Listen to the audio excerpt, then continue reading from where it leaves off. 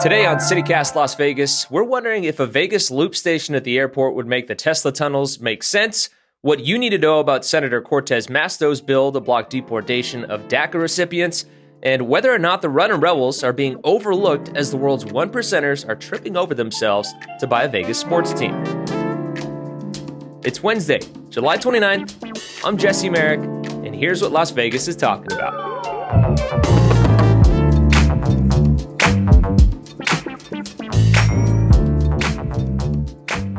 All right, April, David, there's a new consumer report out there that says Nevada and Las Vegas in particular is a bad place to move. Do you think that's true?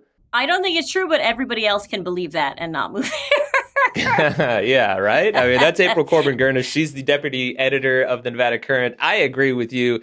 David Figler, criminal defense attorney. What's your take on this one? You know, I defend Las Vegas a lot like I defend a lot of my clients. You know, maybe they do some things that are bad, but there's some redeeming qualities there too. So I say anyone who wants to come here, as long as they've done their due diligence and research, go for it. I don't think it's so bad, but, you know, it's not for everybody. That's the thing. I think we might be a bit biased. Granted, we are on a podcast where we talk about all the happenings in Vegas and a lot of times highlight the great things that are going on here too. So I think we're have a little bit of rose-colored glasses with it. But I always laugh with studies like this because it's like, okay, next week they're going to tell us that Vegas is a great place to move to and, you know, Nevada's awesome and all this stuff. And then they're going to dunk on us later on. But this one was just kind of interesting. It goes mostly off of data from 2025 and it, you know, is based on a number of metrics like affordability, public safety, we got shitty strength, metrics, healthcare. man.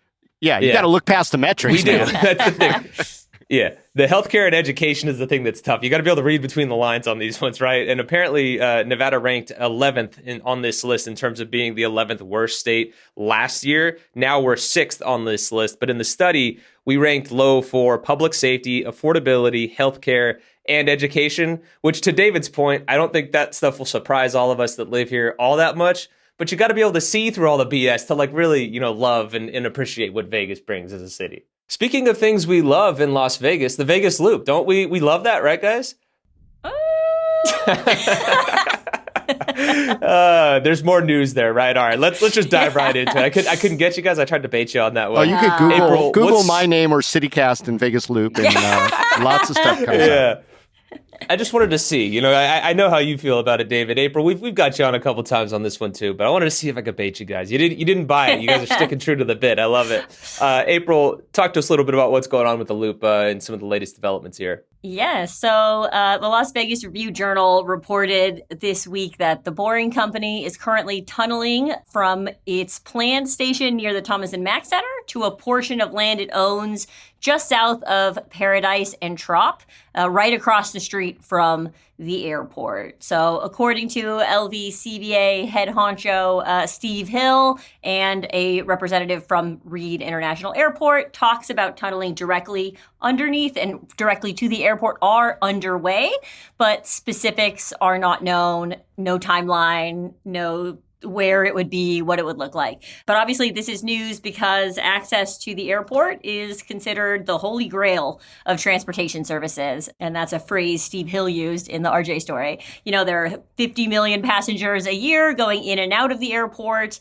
And if they're going to the Strip and tourist places, they're, you know, currently relying on taxis, Ubers, Lyfts, or shuttles. But see, the thing that triggered me there to butt in here is he mentioned the monorail when he was talking about that. Like, why the hell didn't they just make it happen with the monorail in the first place? You know what I mean? Like, well, we know the end. No, but it's I know the worst decision we ever made in terms of transportation for the Strip. But speaking of those options, the ones that do exist, taxis, Ubers, and Lyfts, we have seen Boring Companies start to encroach on those with their sort of taxi-like service that goes through the tunnels. This station could play a huge role there. And as I just mentioned, there are no details on the opening of the stations we just talked about. The Thomas and Mack Center doesn't have a current opening schedule. There's even less information about the airport one.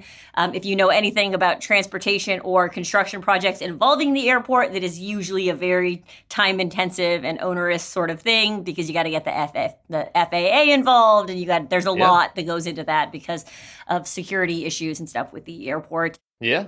No, yeah, David, I'm curious. Like, do you know? Because I know that they're running, rides down there right now to the airport in some way, shape, or form. Do you know what it currently looks like in terms of the Vegas Loop station and how you can even be used right now? Because there are rides that are going on down there. Oh yeah, it's a taxi above ground. Our friend of the podcast. I thought we already had those. Yeah. Well, friend of the podcast, Ray Delahunty, aka City Nerd, very famous commentator on traffic patterns and traffic engineer. He showed a video of the airport loop, which is basically a Tesla driven by a person picking up a passenger on the street at the airport, on the ground, and driving them virtually all the way via surface streets to Fontainebleau, when they go under a tunnel for about 10 seconds and then emerge at their station. In the video, you can see Resorts World, like literally like 2 blocks away before they go under. And it's like, really? Okay, how they got that on with the, the Transportation Commission to basically offer the same exact service as taxis and rideshare, if you will, for a lower fee with less taxes is only a testament to how much juice this project has. Look, under any other federal administration, I'd say it's a non-starter to dig a private tunnel underneath an airport for, like April said, security reasons and a whole host of other reasons. Also, to brag about this being the holy grail when we actually have public transit that goes directly to the airport as well, and which should be magnified, amplified, invested in to solve all the same issues without this nonsense. And then also allowing this to continue to move forward without ever there being a wisp of an environmental impact study or additional regulations and all the things that go wrong, whether it's worker safety or water disposal or muck disposal and chemical usage, etc. This is such a boondoggle, and there's no stopping it because the most powerful entity in all of Nevada is not just invested in it, but they have committed public funds to it. And I don't know what else to say. It's going to happen because who's involved in it, to the chagrin and probably the detriment of the rest of the actual community. But then again, maybe it's a holy grail and we'll all be drinking from the chalice, baby. But tell us how you really feel, David. What I really feel is that all this energy that should wasn't be on my bingo card. put into public transit or build a friggin' light rail that goes down the middle of the strip. I mean, there's a million other transportation options that don't involve this company with a very, very spotty history as it comes to environmental impact concerns and lack of appropriate regulations and environmental studies. So, I mean, call it what you want to call it. This isn't good for Las Vegas, but it might be good for a couple of casinos, and it might be good for the LVCVA or for the convention center. I just don't know. No, yeah. I mean, look, with the number of people that come into the airport, like something has to be done. Like to your point, David, the company involved, all the issues that have kind of gone unchecked and everything like that. There's got to be a better way to do it. Obviously, that hasn't transpired. So hopefully this will help. Hopefully this will move forward. But again, it's a weird situation because, yeah. But like, and again, even to the point of like the video from City Nerd out there, like it's crazy too because nothing's really marked down there. Like he talked about how difficult it was to even be able to find it. It's on the 0 level, but like there's no signs even saying like Vegas Loop pickup spot or anything like that. So it's just it's been done really weird. And to your point again earlier, like it's essentially just an above ground taxi, at least for the last 2% of the ride, if we're being generous there, I think. But I am curious, when it's all said and done, like, could this make the pickup process better or worse? Because it seems like, at least for drop off, for the passengers. For passengers wanting to go to one of their stops, it's still getting in a car driven by someone going 35 miles an hour, whether it's underground with now what I understand, stop signs and guard gates and all the other issues that come with it. I mean, if you like driving underground and missing all the sights of Las Vegas in a tunnel that has cool flashing lights, this is absolutely a great thing for you.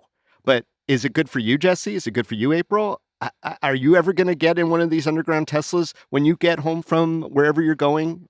I don't know. I don't know how any of that works. I mean, I think what would ultimately help the majority of passengers who can't rely on a friend to pick them up like locals can, is consistency in sort of like pricing, right? So I think that one of the things I'm like constantly baffled at is that like when I get home and I don't have a ride because it's the middle of the night or whatever, and I live fairly close to the airport so I can take a taxi or an Uber, like I walked all the way to the rideshare pickup one time and opened up the app and it told me that there was like surge pricing going on and it was going to be twice as high as I knew the airport taxi would be. So I like carried my ass back down because I'm cheap and went over to the taxi section where there was no line and there was nothing like that. And I just hopped in and the person drove me and he knew exactly where it was. And it was like much easier, right?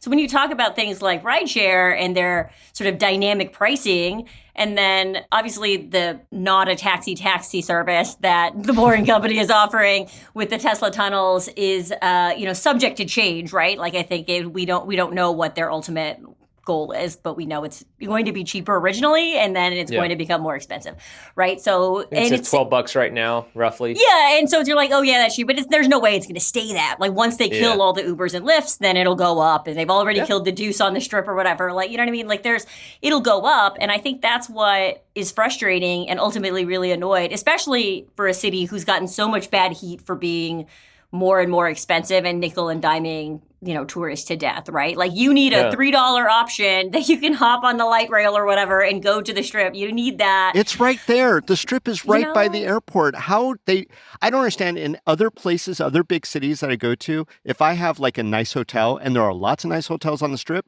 they have a shuttle that goes regularly. Like what problem are they solving for? There's a lot of congestion at the airport. I get it. Maybe the hotels could just start running a better shuttle service. Maybe, like I said, we invest more money in the bus system that's already at the airport, like literally on ground zero. So I don't know. I'm just very frustrated when we talk about projects like this, when there are ample other solves that get ignored or bypassed because it takes all the energy out of the room.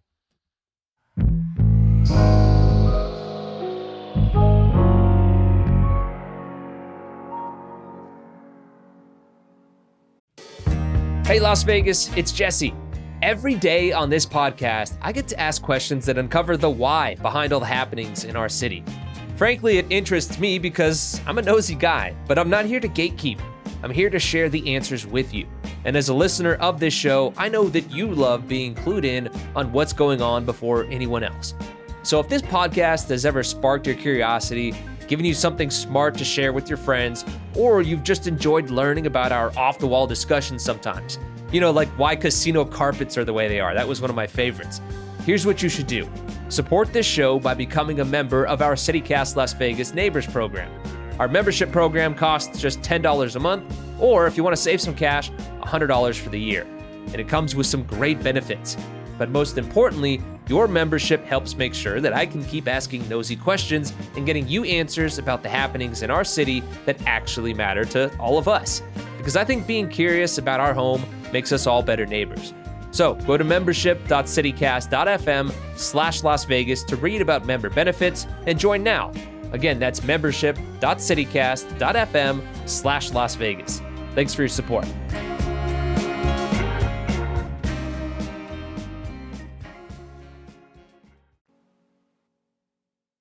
All right, let's keep it moving now. One of our senators, a lot of our senators, it seems like everybody's really active this time of year. You know what I mean? There's a lot going on. Senator Cortez Masto is kind of back in the mix with things. David, what's she up to? So people have probably heard the expression DACA before. They're also known as the Dreamers.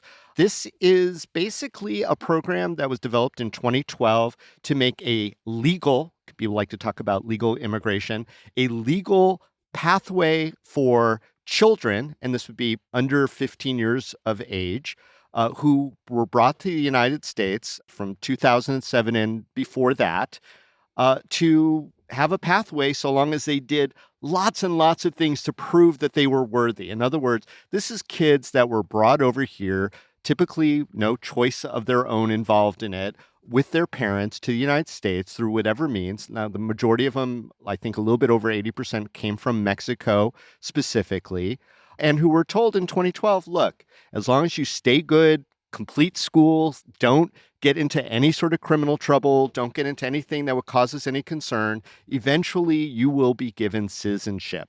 And so now this program, which has been operating for over a decade, has not resulted in a lot of permanency for these people who went through the program. And now with the current administration, they're starting to deport these people who had some degree of protected status under DACA. It was supposed to be the D and the A stand for deferred action, meaning that we were going to hold off on doing stuff like deporting people if they fit within the system and, again, did everything legal. Well, in response to the current administration's not necessarily transparent deportation of a lot of supposedly DACA protected folks, Senator Cortez Masto from Nevada has introduced a bill that, amongst other things, slows the roll on deportation of DACA individuals and also requires more reporting. I mean, that's the basic part of it. There's some parallel legislation going on in the House of Representatives. Efforts like this have failed in the past to make it all the way through. And I guess that's the starting point. Yeah. Good on Senator Cortez Masto. I mean, the DACA contingency are people who deserve the fulfillment of the promise that was given to them. They've done everything legal that they were supposed to do. They've done it the right way. I am saddened as a person who follows these kind of issues that we haven't just passed legislation to grant them all citizenship if they qualify and let the government have a very short period of time to say why any individual should not get it. This is not that. This is a little short of that. But yeah, I mean, at least it's an effort to not deport the people who are, again, in the process and who have for a long time been in limbo about their citizenship, even though they've done everything right. April, one thing that's interesting in this, again, is this was something that she introduced in 2023. Obviously, that didn't go through. Do we think this revised version has a shot? Oh, for sure it does not. You caught me for a second there. I was like, I guess not. Sorry, not to me. Up the drama. Yeah. It's not going to, but that doesn't necessarily mean it's not something that's worthy of being introduced. It keeps this topic in the headlines and in people's minds and reminds people what's at stake when we talk about immigration policy in general. Maybe it becomes a leverage point somewhere else in broader discussions on this. There was, there were, at least under Biden's administration, there was an attempt to do a huge immigration reform bill that sort of got axed. Keeping this in people's minds is important, regardless of whether or not it actually has a shot in hell of going through Congress, given the current makeup of the House and Senate and presidency. Yeah. David, what's your take? I mean, are you kind of in line with April on this one? This is a vital issue for Nevada. I mean, Nevada has a higher percentage than most other places of the DACA kids. Look, DACA... One of the highest per capita, actually. Yeah. We've got about 11,000 DACA recipients, actually. Sorry to keep butting in there, but yeah, right around there. I mean, that's the whole thing. It's like, of all the groups of immigrants, this one in particular seems to engender the most support. That's because I think going through all the arduous requirements, that have been placed on them for so long and then maintaining because they have to re-register every, periodically, that, if anyone has a chance of saying, look, this is less than 500,000 people total. If any immigration reform, which is so vital, as April said, is going to go through, I think anything that sort of, and again, this doesn't just grant citizenship to DACA kids, it just literally stops them from being deported and allows them to continue to hope that if they do all the right things, they will be granted citizenship that they've been looking forward to for in some cases, literally, 13, 14 years. Yeah. I mean, it's just not fair to keep them in limbo. I mean, I almost want to say they either need to do it or not do it, but keeping these people in limbo and fearful. And look, even under the current administration, there's an out. If they think that these, DACA recipients are not worthy of being in the United States because they've criticized or done they have a pathway to, not give them the citizenship. So you're really talking about a group of people who, again, have followed the rules that were given to them and are not given a resolution, and that's patently unfair. And maybe that will move the needle I believe that Senator Catherine Cortez Masto is not doing this for show. I think that she understands her constituents, and I think she's going to fight really hard with all the equity that she has as our senior senator to get some movement to try to find some bipartisan pathway to at least not have these people deported when it just seems to be morally wrong to do it that way.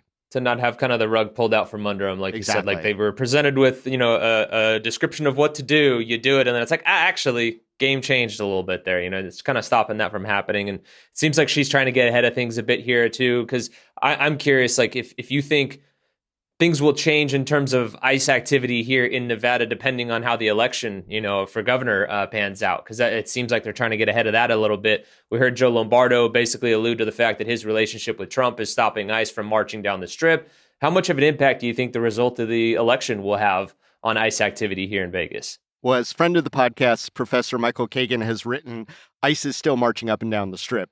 They're just not doing it as visibly as they are in other places. So I don't know. They're wearing fake mustaches and hanging out at the airport instead. Right. I mean, they are still arresting people left and right in Nevada. Yeah. It's that transparency that's rough. There are certainly a lot of people who think that they think that Joe Lombardo, being a Republican, provides the state some sort of leeway, maybe. Or he'll a buffer. The administration will go easier on us. But I think that belief hinges upon an assumption of predictability and rational thought in the Trump administration, which I don't think we've necessarily seen. The president and his administration is very sort of reactive to certain situations. I think that you could very easily see if there were some sort of major headline, if God forbid some terrible crime happened here and it was really high profile news or something, that you could see the Trump administration crack down regardless of who's governor. And they would say no. And the governor in turn would just turn around and say,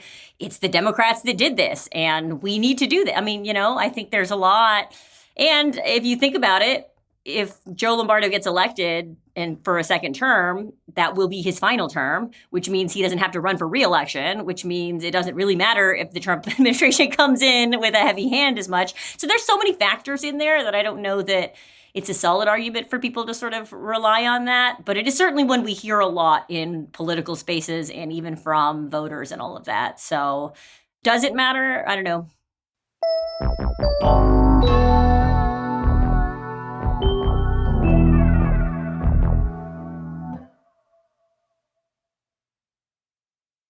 Look, we have long been known as the entertainment capital here in Las Vegas, but in recent years, we've actually added sports into the mix, as many refer to us as the sports and entertainment capital of the world, a title that I love in my former career working in local TV here doing sports. Like, I used to love hearing that thrown around because I was like, we're getting the due we need, So it's been crazy to watch as each team comes to town, and it seems like everyone wants a piece of the action in terms of ownership and things like that. We've seen Mark Davis sell pieces of his ownership in the Raiders to guys like Tom Brady and many others with deep pockets out there. Former Dallas Mavericks owner Mark Cuban is getting in the mix as well with the A's.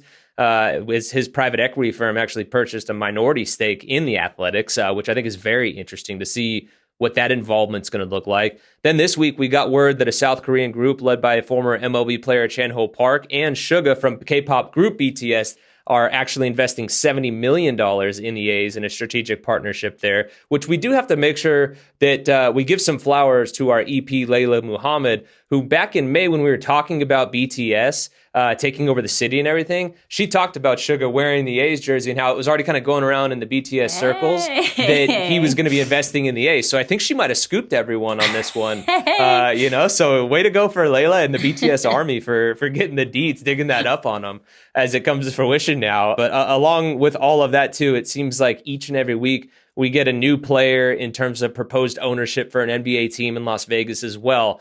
But I wonder, in the mix of all of this, are we forgetting about the UNLV Runnin' Rebels, Vegas's first love on the sports scene? The original professional sports team. If you want to, I think people forget about that, Yeah. And their coach, Josh Pastner, he seems to think the same thing as well. In an interview with Taylor Rocha from Channel 13, Pastner told her, quote, "I have told people why buy the NBA team, just buy the basketball team. You can be the owner of the UNLV Runnin' Rebels men's basketball team, and it's a lot less expensive. Now, we want to make sure we're clear. Pastner is not talking about legal ownership of the Runnin' Rebels. You can't do that. That's not what he was alluding to. But instead, he envisions like a major name, image, and likeness, NIL, which is now a big thing in college sports, factoring into this as like a benefactor who could become the face of the program as a financial supporter, helping to elevate UNLV back to national prominence. He threw an offer around there of around $10 to $12 million to be like the quote unquote owner of the Runnin' Rebels that would allow them to kind of compete with other major universities like Duke and a lot of the Blue Bloods and stuff like that, which I think is very interesting. I mean, do you think somebody should consider buying the Runnin' Rebels given everyone tripping over themselves to invest tens of millions? Quote unquote, quote unquote buying. Again, make sure we, yeah. Well, I mean, with all the advancements in name, image, and likeness, sponsorship, et cetera, it's kind of semi-professional anyway, all amateur athletics through college. And I said it before, Las Vegas's first professional team. I said that semi-jokingly because there was a lot of controversies. We actually lost our coach of the basketball team because of allegations that betting and money and all sorts of other things were floating around that program. And, certainly the players were living life like professional athletes at the time. This is going back to our national championship level Running Rebels, right?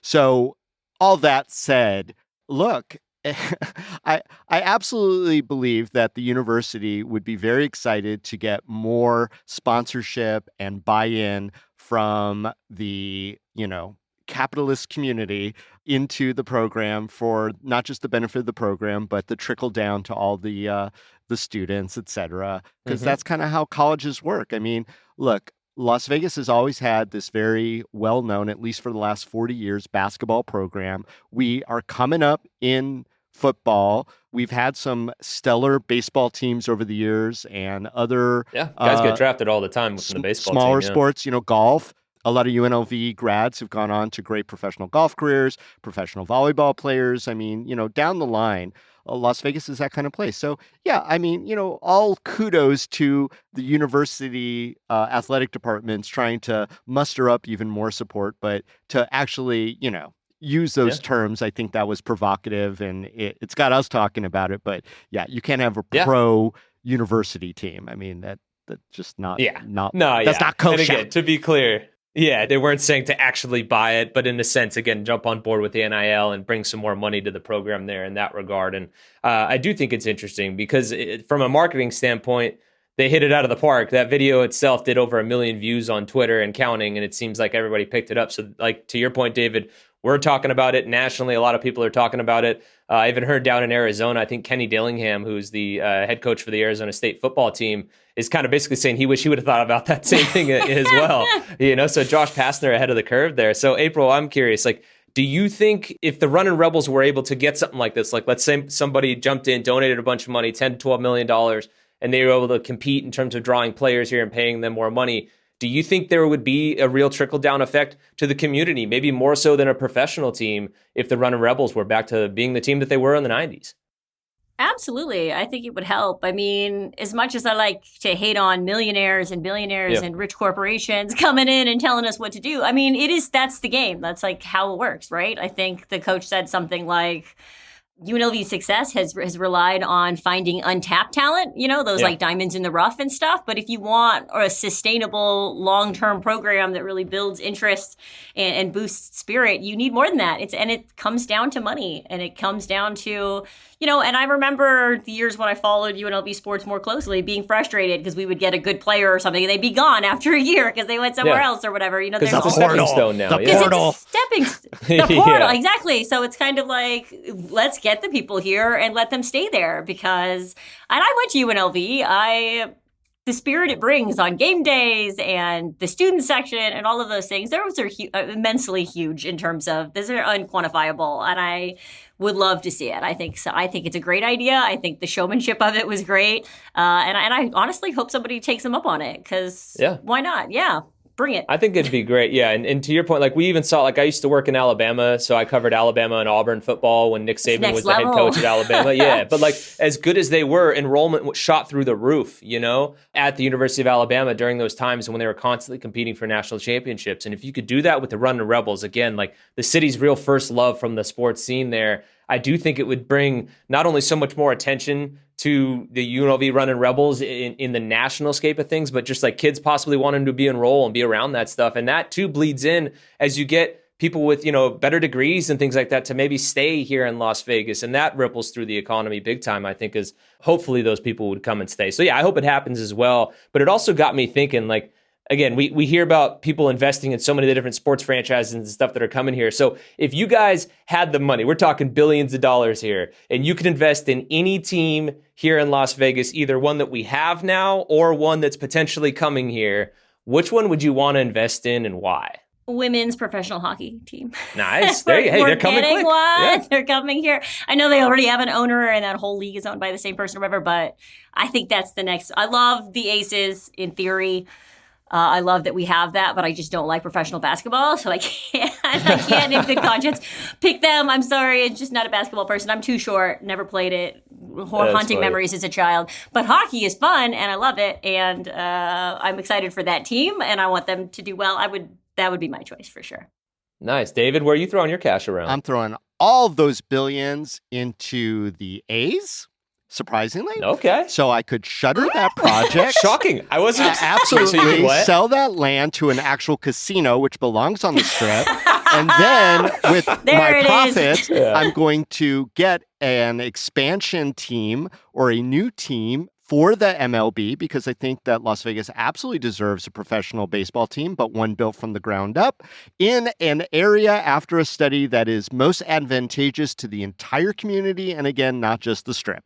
So I want Major League Baseball. I don't want the A's. I don't want the stadium to be on the side of the Tropicana. And I want that very important corner to go back to gambling, not whatever it is that they have planned there. So yes, I would buy the A's to sell the A's. Goodbye. I like that approach. I really do. I will invest in this.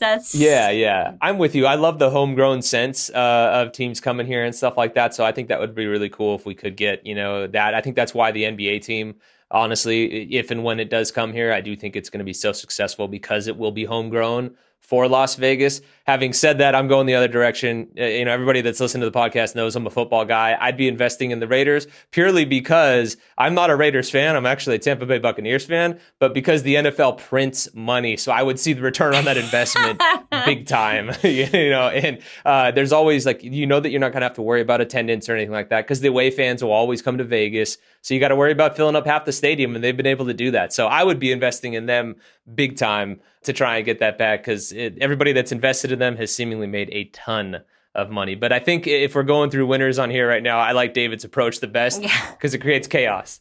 Everyone except Las Vegas, who did not get good ROI on that huge public expenditure of funds. So just saying, for the Raiders. That's a topic for an episode on another day, right? Oh, man, we could definitely dive into that soon. In the meantime, let's go start stacking our cash together, guys, and see if maybe we can find a way to get in the mix on investing on some of these teams, huh? I'm in. Go Vegas. Thanks, guys. Yeah, thanks for having me. Always fun.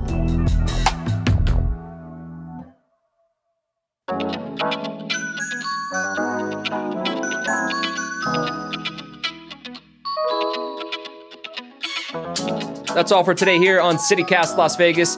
If you enjoyed the show, why not tell a friend? Rate the show, leave us a review, and subscribe to our free morning newsletter as well. And don't forget, instead of investing in a sports team, you can actually support this show and get great perks by becoming a CityCast Las Vegas neighbor at membership.citycast.fm/Las Vegas. We'll be back tomorrow morning with more news from around the city. Until then, though, take care.